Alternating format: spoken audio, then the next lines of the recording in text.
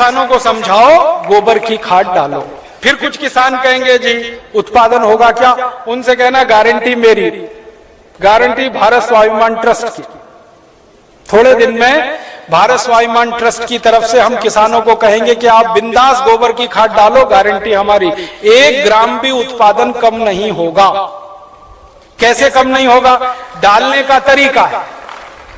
डालने का तरीका क्या है? अभी किसान गोबर कैसे डालते हैं? गोबर डालते हैं, वो घूरा है, घूरा गांव में कचरा डालने का, वहां गोबर इकट्ठा करते हैं। 6 महीने 8 महीने साल भर वो सूखता रहता है और सूख सूख के उसकी सारी ताकत निकल जाती है।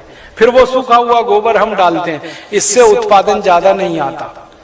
गोबर को हमेशा गीला डालना चाहिए, ताजा डालना चाहिए। गोबर को अगर पानी में घोल के डालो ना तो वही 3 गुना ज्यादा फायदा करता है। तो किसानों को यह समझाओ कि गोबर को सुखा के खेत में ना डालें, उसको पानी में घोल के डालें। तो कैसे घोलेंगे पानी में? उसका फॉर्मूला लिख लो आप। और जो जो गांव में जाने वाले कार्यकर्ता है, ये सब किसानों को आप बोलो कितना गोबर डालना है, कितना पानी उसमें मिलाना है, कितने बीघे के लिए काम में लाना है उसको। अब आपको मैं एक मोटी सी बात बता देता हूं। 1 एकड़ माने 2.5 बीघा, 5 बीघा नहीं, 2.5 बीघा। तो एकड़ 2.5 बीघे का हिसाब जोड़कर बताता था। एक किसान को एक बार में 1 एकड़ फसल के लिए कितना गोबर डालना पड़ेगा? गीला करके डालेंगे तो 10 किलो गोबर, बस 10 किलो गोबर, 10 किलो गोबर।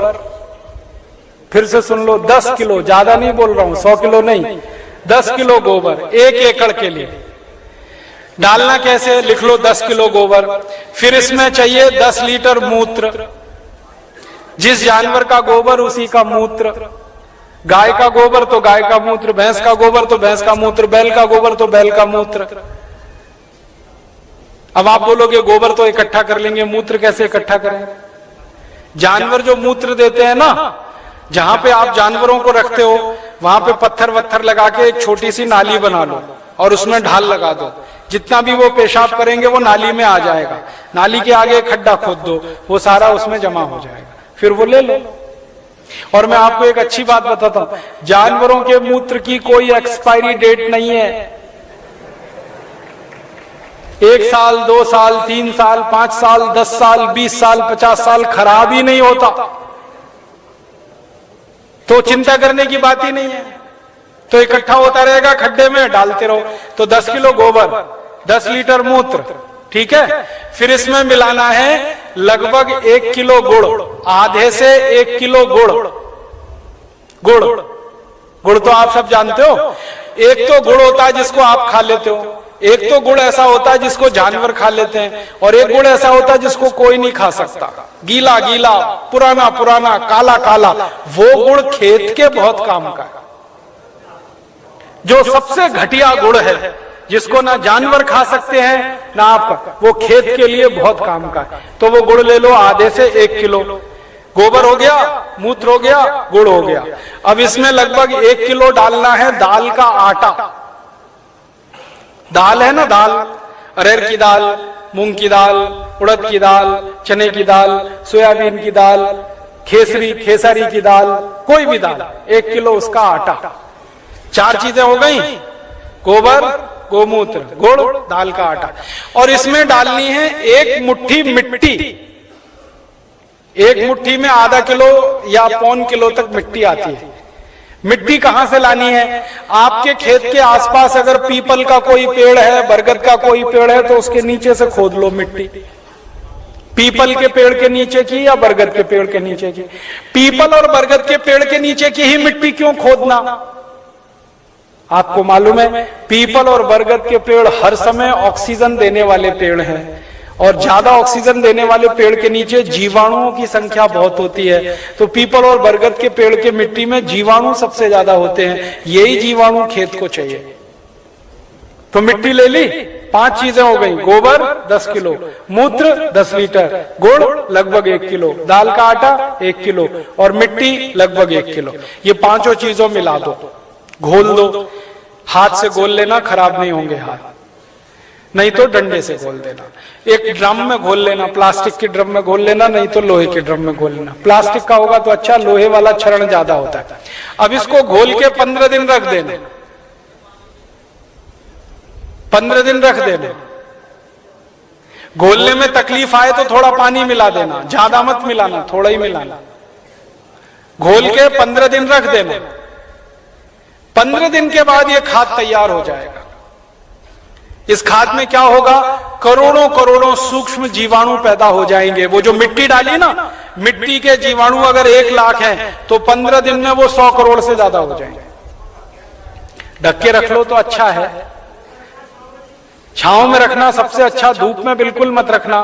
पेड़ के नीचे की छांव में रखना, नहीं तो कोई ऐसी जगह रखना जहां सूर्य का प्रकाश ना आता हो, और इस पे कपड़ा बांध दो, ढक्कन लगा दो, जैसे है ढक लो। अब ये 15 दिन में तैयार हो गया, इसमें करोड़ों जीवाणु तैयार हो गए। अब ये जीवाणु घोल, इसको जीवाणु घोल कहते हैं, इसको खेत में डालना है। डालने से पहले इसमें पानी मिलाना है। और पानी कितना मिलाना है, जितना गोबर था उसका 10 गुना पानी, 10 गुना कम से कम। 100 लीटर पानी, 10 किलो गोबर तो 100 लीटर पानी, और ज्यादा से ज्यादा पानी मिला सकते हैं तो 200 लीटर। तो 100 से 200 लीटर पानी मिला लिया। अब ये पूरा परफेक्ट घोल हो गया। इसको 1 एकड़ के खेत में छिड़कना है। जैसे पानी छिड़कते हैं ना मिट्टी दबाने के लिए, ऐसे ही छिड़कना है बस। आप इसको छिड़क देंगे तो ये करोड़ों जीवाणु मिट्टी में पहुंच जाएंगे। तो मिट्टी में जीवाणुओं की संख्या बढ़ती जाएगी, और मिट्टी में सारा खेल खेलने का काम जीवाणु करते हैं। आपको मालूम है जीवाणु क्या करते हैं? जीवाणु सारा काम करते हैं। पौधे की जड़ को नाइट्रोजन की जरूरत है तो ये जीवाणु उपलब्ध कराते हैं। पौधे की जड़ को कैल्शियम चाहिए तो ये जीवाणु उपलब्ध कराते हैं। पौधे की जड़ को आयरन चाहिए तो ये जीवाणु, माने पौधे को बड़ा होने के लिए जितने भी सूक्ष्म पोषक तत्व चाहिए और फिर वो हमारे शरीर में वास्तव में चाहिए, वो सब इन जीवाणुओं की करामात से ही मिलता है। तो पौधे की जड़ को भरपूर सूक्ष्म पोषक तत्व मिलने लगेंगे, पौधे की बढ़त बहुत तेज होगी, और जिस पौधे की बढ़त अच्छी होगी उसका फल अच्छा होगा, जिसका फल अच्छा होगा उसका उत्पादन अच्छा होगा। अब इसमें समय लिख लो, कितनी बार डालना, कब डालना। सबसे अच्छा तरीका यह होता है कि खेत को जब जोतने की तैयारी करें ना, जोतें, बीज डालने से पहले खेत जुताई होती है ना, खेत जुताई करते ही 1 दिन डाल दो। आज जुताई किया, कल डाल दो, जुताई करके डाल दो। ये पहली बार, ठीक है। फिर इसके डालने के 2-3 दिन बाद या 4 दिन बाद या 5 दिन बाद बुआई कर दो। है कितना डाल सकते हैं बताया ना, 1 एकड़ में जितना तैयार हुआ 200 लीटर वो। तो आपने इसको जोत के 1-2 दिन में डाल दिया, फिर बीज बो दो। बीज बोने के 21वें दिन में फिर डाल देना। आज बीज बोया तो ठीक 21 दिन बाद एक बार फिर डाल देना। क्या होता है ना, बीज में से अंकुरण होता है, और अंकुरण होने के 21वें दिन तक वो मिट्टी की ताकत से बढ़ता है। फिर 21 दिन के बाद वो सूर्य की ताकत से बढ़ना शुरू हो जाता है, फोटोसिंथेसिस जिसको कहते हैं, प्रकाश संश्लेषण की क्रिया। सूर्य ताप से खाना बनाना शुरू कर देता तो बढ़त तेज हो जाती। तो और आप मोटी सी एक बात याद रखो कि हर 21वें दिन पर डाल देना। आज डाला, 21 दिन बाद डाला, फिर 21 दिन बाद डाला, फिर 21 दिन बाद डाला। तो एक फसल अगर आप समझ लो 4 महीने की है तो लगभग 5 बार डालना पड़ेगा। कोई फसल 6 महीने की है तो 7-8 बार डालना पड़ेगा। 8 महीने की है तो 10-1 बार डालना पड़ेगा। अब इसमें खर्चा क्या है? जानवर अगर घर के हैं तो गोबर फोकट का, मूत्र फोकट का, गुड़ मैं कह रहा हूं सबसे सड़ा हुआ जिसको फेंक देते हैं वो भी फोकट में मिल जाएगा। पानी तो फोकट का है ही, थोड़ा दाल वाल लेना पड़ेगा तो उसका खर्चा आएगा, लेकिन किसान अगर दाल पैदा करता है तो वो भी घर की हो जाएगी। माने खाद बनाने का खर्चा लगभग 0 आएगा। मेहनत लगेगी, पूंजी में पैसा कम से कम खर्च होगा। और ये खाद जो तैयार होगी इसमें जबरदस्त क्वालिटी है, क्योंकि इसमें कैल्शियम भरपूर, आयरन भरपूर, फास्फोरस भरपूर। क्या क्या इसमें है? गोबर है, गोबर में कैल्शियम है, आयरन है, सल्फर है, सिलिकॉन है, कोबाल्ट है, मैग्नीशियम है, मैग्नीज है, 18 सूक्ष्म पोषक तत्व हैं। जो चाहिए मिट्टी को। फिर गुड़ है, गुड़ में जबरदस्त फास्फोरस है, गुड़ में जबरदस्त कैल्शियम है, फिर मूत्र में ये सब है। तो जो सूक्ष्म पोषक तत्व तो हमें चाहिए वही मिट्टी को चाहिए, वो सब इस खाद में भरपूर है। यूरिया में नहीं है, डीएपी में नहीं है, यूरिया में कैल्शियम नहीं है, डीएपी में कैल्शियम नहीं है।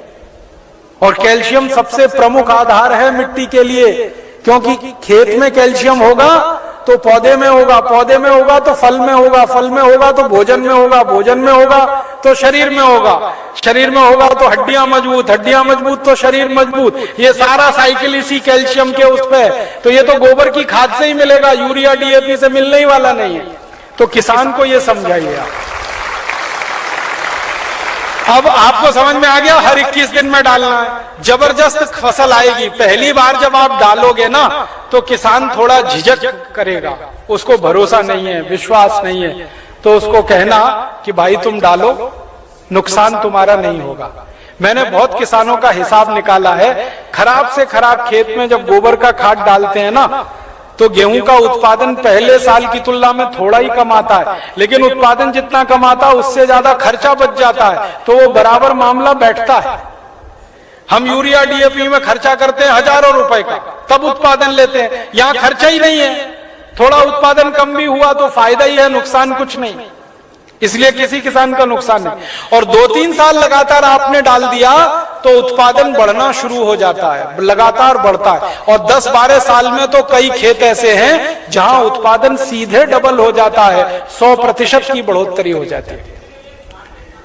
नहीं, छानने की जरूरत नहीं है, ऐसे ही डालो। उसमें जितना कचरा है सब खेत में जाने दो, क्योंकि कचरे में जीवाणुओं की संख्या और तेजी से बढ़ेगी, छानने की जरूरत नहीं है।